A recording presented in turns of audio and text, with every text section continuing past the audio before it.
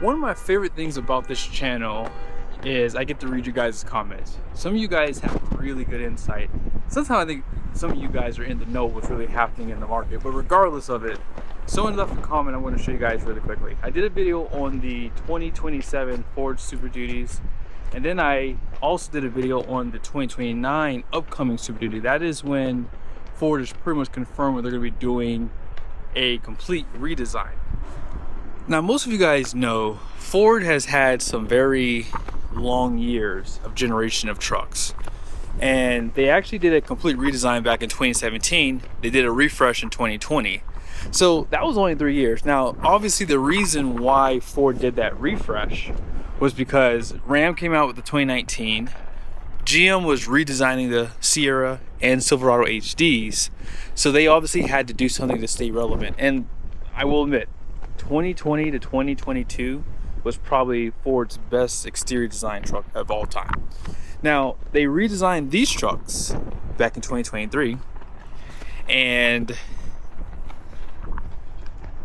we're not supposed to get a refresh for 2027, okay? That's 4 years. Now, obviously 2028, there's possibly some enhancements coming, potentially, but as I said, Ford is pretty much confirmed for 2029 they plan on doing a complete redesign. So unless I'm missing something here, it looks like this is what we're going to be looking at for the next 3 years, okay? Or 2 years, I would say. Now, with that being said, I did pull the keys to this beautiful 2026 Ford F-350 Platinum. I am here at Kingar Ford in West Valley, Utah. You gotta check out the inventory. They got some really nice trucks here. I'm talking about the best. Look at that, I love that. Now let's drive over to the Ram lot, because you guys know back in 2019, Ram called that a complete redesign. Now you guys know Ford did something pretty similar with their trucks. They didn't redesign their cabs and bed for a long time, and simply because if it ain't broke, don't fix it. Okay, I will admit, F-350 dually does not have that really nice turning radius that the F-450 does. I just experienced that for the first time because I actually just drove an F-450 truck today, and I was able to get out without having to back up. So that wide front track does come in handy. So let's talk about Ram here. They have the same cabs and beds from what, 2009, 2010, I believe, and it is broken for sure. With Ford, it wasn't that big of a deal because at the time they all had small cabs and small beds because that's what the norm was. Now trucks have gotten so much bigger with the consideration of these generation of trucks that it just makes Ram trucks look very, very small. So with that being said, Ram did what they called a redesign for 2019. They did a refresh for 2024. Now, they did introduce some enhancements to their powertrain, obviously new 8-speed transmission, but otherwise not much has changed. And even with this new fresh face, the truck does still look pretty dated once you can see the cabs and the beds. Now we got to go over to GM, specifically Chevy, because that's the closest dealership here, because I think Chevy might have the most relevant truck right now. And what I mean by that is Chevy actually did a complete redesign for the 2020 model year. So they got a new gas powertrain, a new 10-speed transmission for the diesels. Now the diesel was carried over from 2017 because they did a bunch of enhancements for that model year. But regardless of it, this truck was refreshed for 2024. So this is the new look. So in essence, GM is on autopilot because they already have essentially the biggest cabs and beds. They actually have the biggest standard bed in the segment. It's like a 6'10" bed versus 6'8" and 6'4" on the Ram side. So this Ford would have a 6'8" bed respectively for the standard bed. Now, because of what they've done, that is why they're the most relevant truck. However, they're not looking to make any changes to their platform until 2028 or so, I believe. 2029 possibly.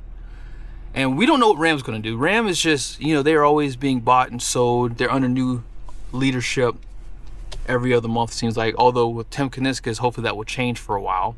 But let me go ahead and read this comment to you guys really quickly, because this comment is the main reason why I think this is why we're seeing what's happening right now.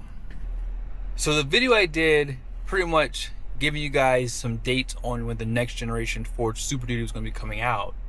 He responded in the comment section. This is Cristofano Brown 3659. He said, sounds to me like they are waiting to see who is in the next administration before committing to production and emissions. Calendar year 2029, model year 2030. And when I read that comment, I was like, holy smokes, that's exactly correct. See, the Democrats were looking to do so many changes to emissions for 2027. Remember, the bigger displacement diesels, I believe, was a part of that. So, in essence, the manufacturers are probably in a holding pattern to see what happens after 2028. Because what's 2028? Now, I know some of you guys want to believe that this isn't political, but yes, the automotive world is now political, and that's why we talk about it a lot on this channel now. It has nothing to do with picking a side, it's just very political. And by the way, this Ram, this is a Laramie, and it has fender flares. I may have to do a video on this. But yes, this is why they're in a holding pattern, right here. First thing, front and center, emissions equipment. That is the main reason why we are here, guys. The reason why Ford, Ram, and GM are in this holding pattern is simply because they want to see what's going to happen in the future. You guys know that as of right now, Lee Zeldin has had some great talks about rolling back emissions, greenhouse gases, blah, blah, blah, blah, blah, but nothing's really happened, right? So we're still kind of waiting to see what that really means. And I have to address something really quickly. I saw my name listed in the comment section on Instagram. I don't even really post that much on Instagram, but regardless of it, someone mentioned my name stating that JBREVIEWS said I'll be able to buy a truck without emissions equipment. I have never said that. I have never, ever said that. Now, when I title my videos, I will title them based off of comments people make, and always look at the title because there's always a question mark right behind it, basically asking the question. In the video, I respond to that question.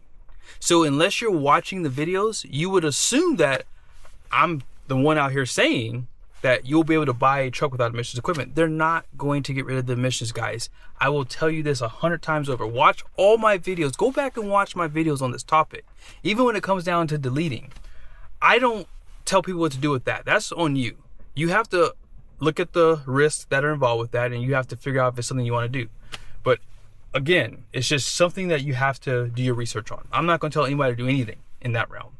But again, it will never be perfectly legal to delete your truck, because unless the blue people stay out of office for the next 2 presidencies, which is probably unlikely, they're going to obviously change everything that this administration is currently doing and go back to how it was. I've never been a fan of how they've dealt with it. Listen, if they want to fine guys, and I'm okay with them fining people, if you want to fine someone $100 a year for not having emissions equipment on their truck, I think that's more than fine, because a lot of guys out there will be more than happy to pay that fine, including me, because it's just like with getting a suppressor for your gun. If you want to get a silencer or something like that, you have to pay a fee to have that. I'm okay to pay that fee. And a lot of you guys are too. So why do they make it so crazily hard to do things like this? And that's why I've always said, just create penalties and I will pay them more than happily, because it doesn't make sense to criminalize somebody for taking off emissions equipment, because that has never been done ever. And if you are someone in that holding pattern, waiting to see what the manufacturers are going to do, I'm sure Ram in probably 2 or 3 years, they're probably going to be doing a complete redesign. New cabs, bed. Ford is probably going to be doing that redesign in 2029, as they pretty much have confirmed. New hybrid powertrains potentially, and then GM, the half tons will be getting a complete redesign for the 2027 model year. We'll see that for 2026, and then normally right after that we see the HDs testing, and then they come out the following year. I'm very, very certain that if you wait for those trucks, you will regret it. I think this is the perfect time to buy a truck, if you need one, obviously. If you're not obviously in the need of a truck, then don't buy one. But if you know you're going to probably buy a truck in 2 or 3 years, this might be the best time because of the inventory. There's no supply issues, right? And I truly believe, based off of my research, the EPA is going to make it nearly impossible for you to be able to do upgrades with your truck. You guys know I am a huge supporter of Banks products because I've run just about every product that's available from them on my truck, and they've actually gave me better performance, better fuel economy, and no check engine light, which is the biggest thing. I hate check engine lights. However, you guys know the 2025 and 2026 Duramax diesels got a sensor on the CCV, and for whatever reason, Banks had to create another module to keep the CCV happy. That sensor that they added for 2025 and 2026 trucks, my 2024 doesn't have it. That sensor was added to prevent a check engine light. So if you add more air to go into the engine, which is going to improve fuel economy, because I've done videos around it, they've made it impossible to run that without adding control modules. The EPA has already talked about for 2027, 2028 getting even more stricter on emissions. Now, because of the current administration, that's probably been put on hold, but it's very likely, based off of history, that the Democrats are going to win the next election. And if they win the next election, we're screwed. They're not going to allow us to have the kind of fun that we want with these trucks. And in the video I did with the Ford Super Duty for 2029, they're talking about new software and subscriptions. And I don't even want to know what they're going to try to charge now. Like, I mean, they already have so many subscriptions. You guys saw that GM was discussing taking away CarPlay and adding a subscription in place of it. Toyota did that with, or maybe Lexus did that. One of them, I can't remember. They're the same company, but they tried to do something very similar and it failed miserably. I don't want to pay any more money out of pocket for some stupid subscription. I don't live in my truck. And even though I probably should because of how expensive it is, I don't want to. I don't want any more subscriptions. I have navigation I have to pay for my GMC, and I don't pay for it. I'm like, I don't need this crap. So yes, I think that this is the right time to start going out negotiating. If you can get a good deal on your trade-in, you get a good deal on the truck you're buying, you can get a good interest rate. If the stars align, buy a truck right now. But if not, then wait. But I'm telling you, I think that what's coming in the future is not worth waiting for. Now, before we end off this video, I'm just going to show you guys the window sticker on this Ford, just because I'm not going to do a video on this truck. But I want you guys to know it's a platinum and has a lot of nice features. So you guys see it has a twin panel, has the upfitter switches up here, and of course platinum comes standard with your heads-up display. And I've always liked their overall interior design. Ruby red is the paint color for this one, and here are all the options. So you have the high output power stroke there, and a lot of nice things like the all-terrain tires, FX4 off-road, and this one does have the Pro Power. Twin panel. This is pretty much how I would build it. And here's the payload. I do like these wheels, by the way.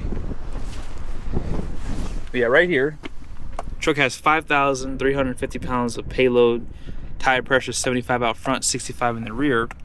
And then you guys know it has a 14,000 pound gross vehicle weight rating. Also, axle rating out back is 9,900 pounds. Their front is 5,600 pounds. So all in all, this is a really nice truck. If you would like to purchase it, check out their website, see if they have any discounts on it. Ask for Ken. And let me know your guys' thoughts in the comment section. Is this a good time to buy? I think it is. If you disagree, let me know.